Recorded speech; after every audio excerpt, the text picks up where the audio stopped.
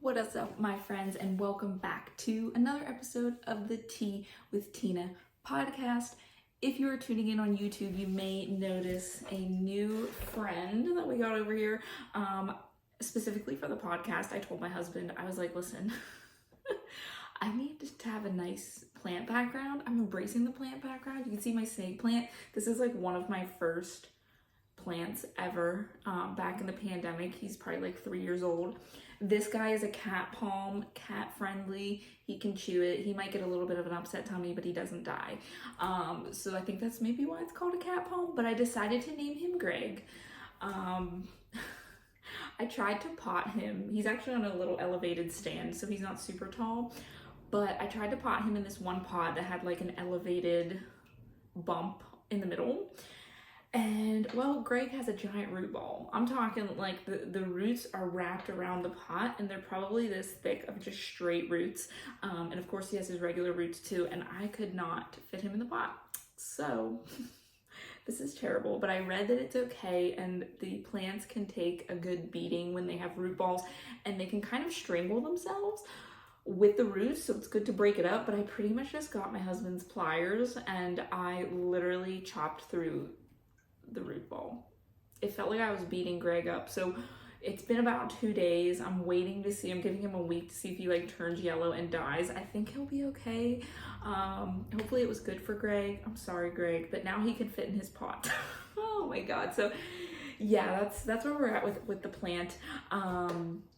I am going to give you a little weekend recap. So I do have show notes, little chapter markers in the description. So if you feel and you want to hop into the episode, because we are going to be chatting about how yoga has changed my life in today's episode. But, you know, I always love to do a weekend recap. It's kind of like my virtual diary / educational. So that's always fun and I enjoy that.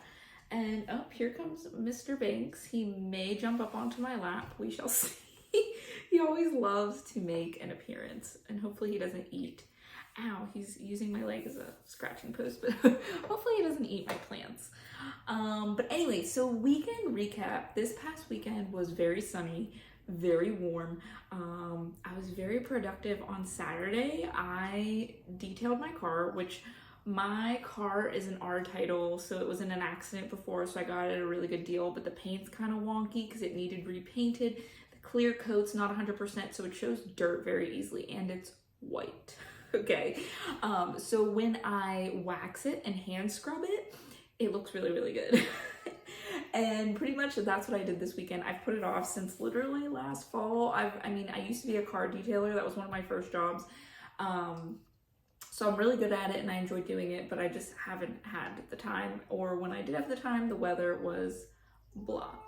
But I detailed my car, I detailed my husband's car with him. We, you know, did everything and it was exhausting, but it was fun. And we did some yard work. I watered some of my indoor plants. We watered the outdoor plants on the porch. I cleaned up the house a little bit. So it was very productive. It was kind of like a reset day. I actually wore my MyZone tracker, my fitness tracker, and I burned like 450 calories. So this is just a reminder, if you're doing yard work or you feel like you're moving around, you're gonna burn some calories. It counts as a workout, okay? And I was sweating, so that's a good thing. We also decided to drive out to one of my favorite restaurants ever, which is in Lehighton, PA. It's a little bit past Jim Thorpe, PA, called the Gorge Eatery. I freaking love it. It's like a combination of everything I love in one. So it's kind of interesting. They have a couple different businesses in one building. And they have like a little coffee shop, which I never get the chance to go to because we go usually later in the day, like after 2 or 3. So I think they're usually closed down. But they have coffee and pastries, and that looks really good. I think it's called the Hofford Mill. The Gorge is a sit-down eatery that always has like these amazing mixed drinks, amazing food options. Like they have like greasier options if you want it, but then they also have like the healthy options if you want it. Gluten-free, vegan. A lot of times I get stuff like that. Like they have sweet potato gnocchi with like mushrooms and stuff. Oh, so good. So good. And they have plants everywhere, by the way, like this, but times 100, just hanging from the windows in massive pots. They have like these bird cages and like all of them are for sale. Like some of these pots are like $400 because they're massive and they're ornate and it's amazing. But yeah, so I always love going there. It's amazing. It was Cinco de Mayo this weekend. Fun fact, it was Mr. Binks' birthday. He turned 3 on Cinco de Mayo. That's just kind of like when we estimate his birthday was based off of how old he was estimated to be when we got him, and like just counting back, it was around Cinco de Mayo. And he's being mischievous, which is hilarious because he was sleeping on the bed when I was doing everything else, but as soon as I sit down to record, he always makes a ruckus, okay? But anyways, I did that. Also on Friday, was it Friday? Yes. Friday I made a Target trip, and this shirt was one of the purchases that I made. I make quarterly Target trips to manage my spending at Target because I will spend $200 every time I go. I think it was like $150 this time, but I got a lot of nice stuff. Got some nail polish, got some t-shirts, got some cute clothes, makeup stuff. I like to pick up like random foods. Like Target's just the best. I picked up like some healthy drink options. My husband usually eats Kind bars. They had Kind ice cream bars. So it was kind of like the peanut butter bar, but in ice cream bar form. Like how cool is that? I just love Target. So yeah, we did that. I did pick up some yoga blocks as well. They're on brand. They are on brand with my colors, so I'm happy about that. They help me with my stretching. I've been needing to get them for so long, and Target's kind of like my go-to place to get them. It's like they're teal with a neon yellow, and then like a lighter teal, so I love it. I gotta post a picture on social media about that. And I got a yoga strap for stretching. So yeah, very eventful. With the weather being beautiful, we took the Jeep out, the Wrangler. We took the top off, and I put like, we have like a little mesh like sun cover, which is nice so we don't get burned because I have super pale skin and so does Derek. And you know, it's just nice to have the wind blowing and us just blasting music and living life. So that was fun. Now that was just Saturday. Sunday, because it was Cinco de Mayo, I did get a Paloma at the Gorge, which is like coconut tequila. I apparently love tequila, and it just goes down super easy. Drink with like some grapefruit in it. And Derek got 1911, the brand, their cider, and oh my god, I freaking love it. I love cider.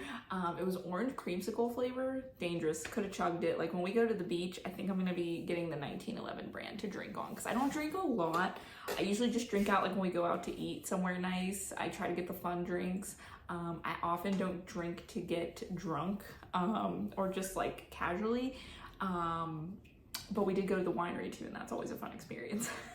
So that's what happened Sunday. Sunday we went to the winery, again, Cinco de Mayo, but we just picked up a bottle of wine. We actually have it still in the fridge. I got watermelon rosé, it's delicious.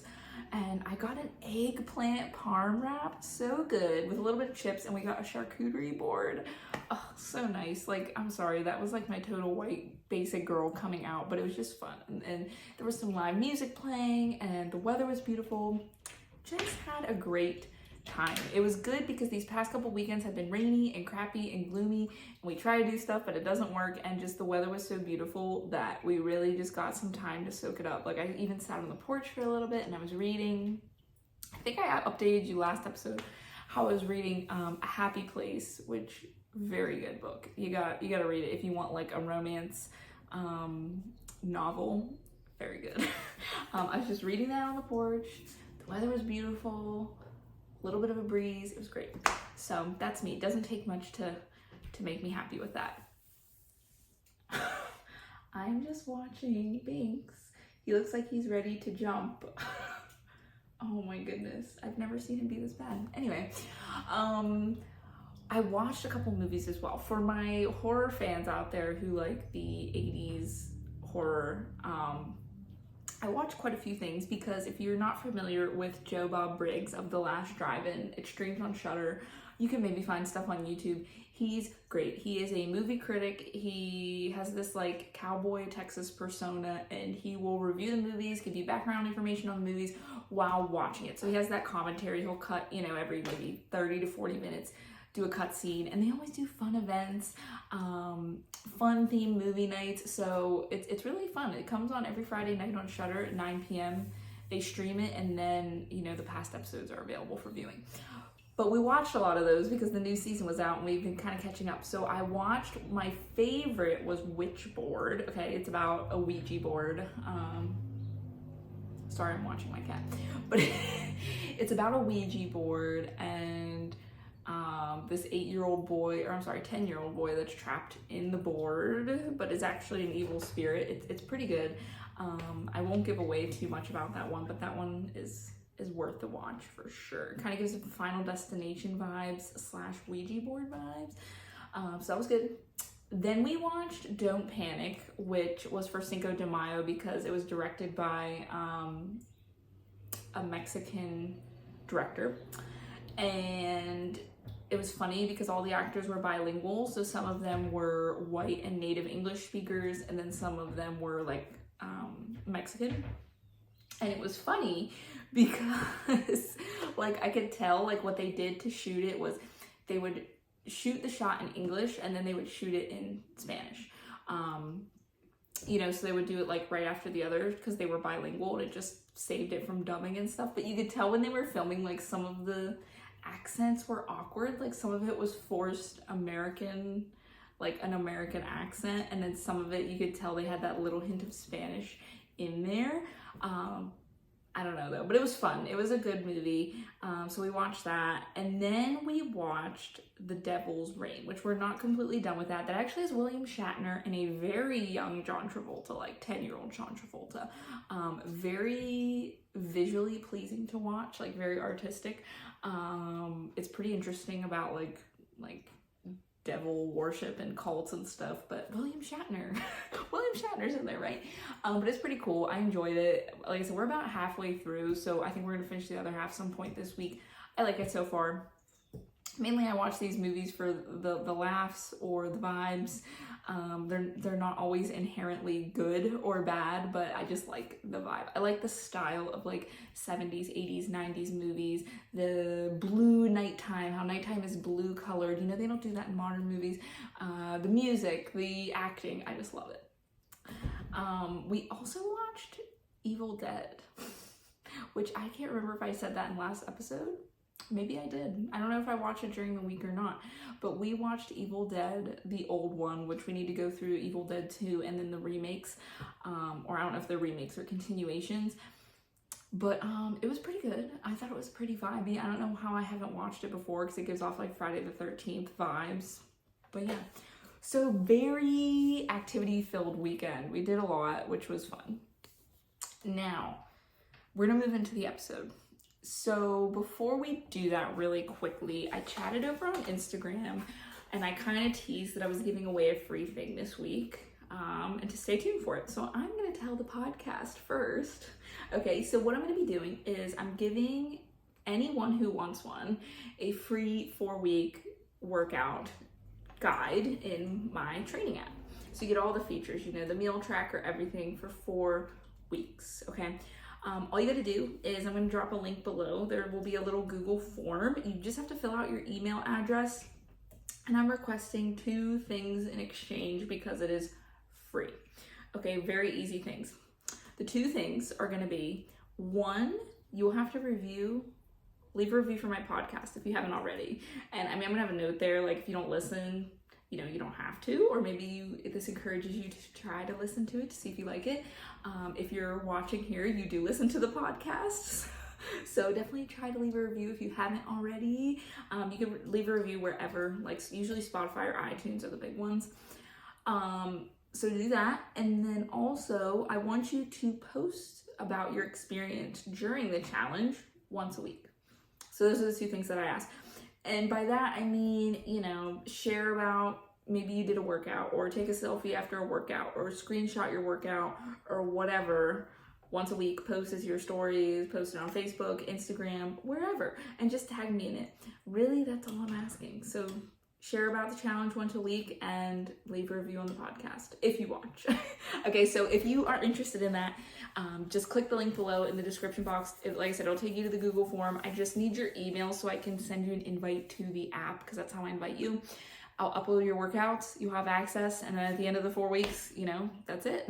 So you get to have a little taste of workouts. That's just my gift for you, okay? So now we can get into the episode. Sorry I had a long weekend recap there, but like I said, I enjoy keeping you guys up to date. Oh my gosh, wait, before we start, I decided to add a new segment in and I didn't add it into my notes. So I decided to do a Q&A, a listener Q&A segment into this podcast. And it's where each episode I'm going to be, taking a question from one of you guys and answering it. And it doesn't have to be necessarily health and fitness. It can be really anything. So the question that I got this week, the asker wanted to remain anonymous, was, what do you do for your eyebrows? So I get this question often. If you're on YouTube, you can see, some days it's hit or miss. For years, I followed a YouTube tutorial from Chow Bella, okay? Ironically enough, I think she's in New Jersey and I was in Western PA at the time, so she was like kind of close. But I followed her tutorial because I loved her eyebrows, I loved her style. She uses an angled eyebrow brush and I use the Anastasia Beverly Hills Dip Brow Pomade. And it's like $18 for a little tub, but I'm telling you, it lasts at least 6 months. Like, it's totally worth it. I've tried everything else, but this stuff works. I think just because I also have kind of like an art background, I'm pretty good at drawing. I outline my brows and then I just kind of fill them in. But the way the texture is, it doesn't look too cakey. It does still look natural, but my eyebrows just look more defined. I draw them on every single day. Fill them in every single day. So that is my secret, the Anastasia Beverly Hills. People are like, do you get them microbladed? Like, no, just fill them in. It takes me like literally 2 minutes. Some days are more finicky than others if I have to like pluck my brows or whatever, but no, I'm pretty good about it. But all right. Now we're gonna get into the episode. So, okay, let's chat about how yoga changed my life, because I never thought of myself as a yoga person or a yogi, and it turns out that I just wasn't looking in the right place about yoga, okay? So really, I got into yoga because of my groin pain, which I'm still experiencing. It's such a trial and error thing. We're kind of doing process of elimination with it right now. It's really limited me onto what I can do. I've pretty much been limited down to gentle exercise, gentle movement. I can't really do any heavy lifts, strenuous lifts. I'm even exploring the possibilities of a hernia, which sucks if it is a hernia because it will not heal unless I get surgery. So I don't know, but I gotta go in for like a CT scan for that, and we set up appointments and see how much it costs in insurance and yada yada yada. Yeah. So that's kind of why I got into yoga, because I knew it was gentle movement. It'd be stretching and be flexibility. Also, at this time, my anxiety was kind of amplified because I was in the process of discovering my Hashimoto's, which I think was kind of in a flare-up. Like, ever since I've taken medication, my anxiety symptoms have pretty much subsided. It's amazing. I feel normal. I feel like an average human being now. So, again, Binks is going, wow, this is insane. So if you hear Scooby-Doo noises in the background, that's just Binks. But I got in because of my groin pain. And like I said, I'm still not sure what it is. We kind of, through physical therapy and the stretching and everything, have got it isolated down to a certain point, which where the point's at is making me feel suspicious of an inguinal hernia. Those are harder to diagnose in females. There's not always like a bump there like a traditional hernia, because it's right on like my left pubic bone. Really the only way to diagnose would be through a CT scan. So that's where we're at there. But my friend and past client, Jessica's probably listening. Hello, Jessica. She came in after I haven't seen her for a while, and she was talking about how she did yoga and she looked great. She reduced her stress, and she just like, all the stress she was holding on to, water weight wise, body weight wise, like she just looked good. And she said, it feels like I haven't had to work as hard as I was before when I wasn't seeing results. And that's kind of what I teach my clients, right? So I was like, oh my God, yes, let's go. She invited me to her yoga place, which is the Valley Om. For my local people, they actually do live streams. So if you're not local, you could pop into one of their classes.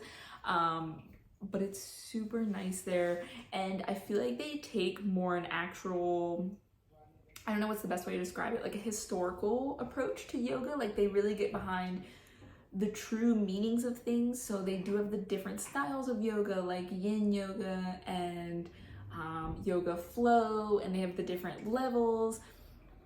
But like I said, they get into more of the energy, the guided meditation, the chakras, the breathing, different terminology, which I never was familiar with. Like, you know, when I hear yoga or when I went to yoga, it was very watered down, very streamlined, like mainstream, like, you know, you do downward dog and warrior pose, and it felt more fun and upbeat, but not like real yoga, if that makes sense. I did try hot yoga one time, which I think was actually pretty good. But it was so long ago, I don't remember the specifics. I did do goat yoga as well. Goat yoga was definitely more about the goats and less about the yoga. But once I went to this class and I saw more so the breathing and using the music and the props, even just bringing in the props and having a true explanation behind things and learning about why things work, how things work, breathing into your stretches, it was really interesting to me. And I fell in love with it right away. I fell in love with the style, and I've been doing it at least once a week since for a couple months now. So yes, let me see, because I have my notes out here. So I gotta see where I'm at, guys. I'm sorry. Take this time to get a drink and, you know, stretch if you need to. But, okay. So getting back to my injury, it's really changed how I have to reframe my idea of movement, because I was so used to really just jumping in and doing whatever, right? I'm sorry, I hate living in town. I'm sorry if you can hear all of this noise. One day I will have a yoga studio, but this is how we're showing up. Anyway, I would just jump in, you know? I would jump in with heavy lifting and jumping, and like, yeah, sometimes I would face like low motivation days, or sometimes with PCOS and energy and stuff I would struggle, but I never felt like I had physical limitations, as in like I couldn't do a burpee, I couldn't do this and that. I mean, I've had some minor injuries over the years, but nothing that has lasted multiple months like this has, and nothing that has given me this much pain. So I've really had to reframe my mindset around movement to, you know, like I said, gentle movement, being out in nature, walking, hiking. I so want to run, but I cannot yet. Can't do squats, can't do deadlifts, can't really do anything straining, can't do jumping, can't do core work really, like traditional core work. I can do very regressed, gentle core work. So, but it's all more rehab type stuff, body weight stuff, lower intensity, slow stuff when I'm so used to the higher intensity type things. But with that, it's let me lean into yoga a little bit more through the benefits of this gentle movement. When you're doing it, you feel so much more refreshed and energized, and it's such a big stress reliever. It really helps with my anxiety. It really reframes your mindset of living in the moment, and you get kind of this meditation session out of it as well. And just the way that one simple movement, holding that pose for a couple minutes, really feels so different on your body, and you notice such a difference in your mobility, and you feel your muscles releasing the tension. And I feel like just being present too, you don't realize how stressed you may be, or how much tension you're holding in your body till you consciously just relax everything. So I thought that was kind of interesting. Yoga definitely has taught me a lot, and I've definitely picked up on like the terminology that we were talking about and all the different styles, and it's fun because I've incorporated some little pieces that I've learned with my clients, and it allows me to expand my knowledge, and a lot of them do need stretching, and I'm so happy that I can kind of branch out and really help in this area with them and really teach it in a good way. The mental aspect probably has been the most challenging, and something that I have really learned, because you're sitting with your own thoughts for like an hour, right? This yoga class. And it's hard because most days I feel pretty good, but in the beginning especially, I was very anxious because I don't like trying new things. I get very nervous. The social anxiety was at an all-time high. And I was trying to relax, And I had to sit with all these thoughts. And that's another part of meditation, is you kind of have to sit with your thoughts and bring yourself back to the present moment. So I might find my mind wandering about business because I'm so used to my mind wandering, and I might be thinking about that for 5 minutes. And I'm like, oh wait, bring it back to center and think about stretching. Or I did actually have a lot of anxiety one time during a yoga class, and I had to sit through it the whole time. Like, nothing bad happened. I was just uncomfortable, and I had to sit with that discomfort. And I think that's something important that they teach in yoga as well, is that experience the present moment. Be in your present moment, whether you're happy, whether you're sad, let the emotions flow, let it happen, but also let it pass. Because something that really sticks with me that one of the instructors has said is that, this too will be in the rear view. This moment will be in the rear view mirror, right? And also she tells us to visualize driving on a highway, right? And you might have your thoughts, and your thoughts get pushed off into the exits. All right, but you're still going straight on that highway because that's you in this present moment. So there's a lot of cool visualization techniques, a lot of mental techniques. And like I said, it just helps me be present. I feel so much more clarity. I feel energized after I do the class, and I feel like it gives me the strength to make it through the week and not dwell on things. Because I don't know about you, but to me, it feels like, especially in females, I feel like we think about things, and then because we're taught to not complain about them as a woman or whatever, we push it aside and we push it to the back. I could see this with men too, but men express stress a little bit differently. I've noticed that men tend to express stress through anger more so than how females get stressed and panicky and maybe a little bit more emotional, like on the crying side of things. At least that's just what I've experienced. I know everybody's a little different. Like, men cry obviously too, but just a generalization. But we'll tend to like keep these emotions, piled up, right? We'll think of something, push it to the back. Think of something, push it to the back. And it's like silently gnawing at us. We don't know why we're so stressed. And then we realize it's because we've been thinking about this one thing or these 10 things for months and months and months, but we haven't really dealt with it, but we've been letting it take up space in our brain, letting it take up worry in our lives, right? And I think just doing the practice of yoga and being more present and learning not to worry about certain things until it's time to deal with them has been a huge help for me mentally. And my friend Jessica has said the same thing for herself as well. And even just the breathing, I think, has helped too. It helps release the anxiety. Taking deep, full breaths keeps you more calm. And the blood flow. You're getting full blood flow throughout your body. What a lot of people don't realize is that if you have tight muscles or you sit a certain way, over time, you might not be getting enough blood flow to certain areas in your body, which can cause pain, which can prohibit healing, because getting blood flow to certain areas is what promotes healing. So there's a lot to it. There's a lot of things going on here, but I think it's really interesting. Another thing too is the obvious one, that yoga is great for flexibility.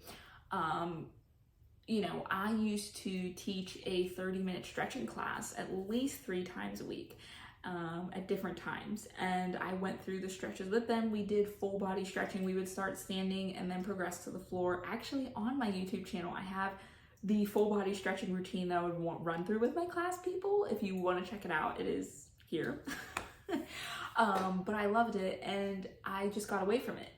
I would still stretch here and there, but like the average person, I was too busy to stretch, or by the time it was the end of my workout, I didn't feel like it. Now, I did put a priority on warm-ups, mobility work that way, and if I was feeling particularly tight, I would stretch, but it just was lacking. So I feel like my flexibility suffered, and I was a lot more tight. And now that I have been doing yoga more, and now that I've been doing my own stretches and taking some things from yoga and incorporating those into my stretching routines with the use of props like yoga blocks and straps and breathing to go deeper into the stretches, I feel like it has truly helped my flexibility and my mobility and has reduced my pain. So that really has been life-changing for me as well. So as a whole, it's funny because I got into this and I tell everybody, I'm like, you need to do yoga, just do yoga. I feel like there are probably some people that are like, I can't sit through that. I have no patience. And I want to say that it's probably good for you then, because you need to learn to sit still and be with your thoughts and be present and not let the thoughts get to you. So you probably need it more.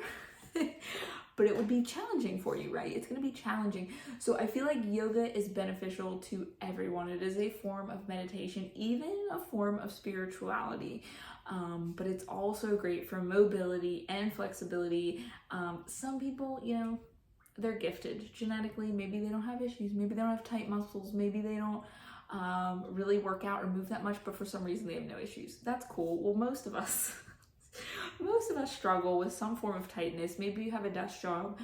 Maybe you have a job that involves a lot of repetitive motions, so you might be overworking certain areas while other areas are lacking, or because you have the repetitive motions, even something like a construction job, you may not be doing things with proper form, so you have soreness and tightness, right? And this is where yoga could be so beneficial, and I've seen all walks of life in that yoga class. I've seen total newbies, I've seen old and young people alike from all walks of life doing this, because it's a common ground that all humans, I feel like, need some sort of breath work, some sort of stretching. And you know, start simple. Start with like a YouTube video.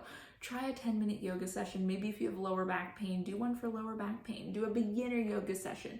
Try the different styles out. I really encourage everybody to do it because now, like, I'm kind of thankful in a way going through this process, because it's opened my eyes to the world of yoga and other methods of fitness that aren't necessarily what I was used to doing before, and it helped me embrace them and be multifaceted, because I feel like a lot of the times in the fitness industry, at least for professionals, everybody's always like a specialist, like, oh, I only do CrossFit, or I only do kettlebells, I only do Pilates, I only do bodybuilding, I only do powerlifting. And it's like, that's cool, and I get it from a marketing perspective, but I want to be multifaceted. I want to do yoga, I want to do a group class, I want to do cycling, I want to do bodybuilding, I want to do, you know, HIIT classes. I want to do it all because it's fun. Now, I'm not saying I'm doing like everything all in 1 week, but if I want to flow in between, and I want to hike outside and bike and kayak, paddleboard, wakeboard, all that stuff.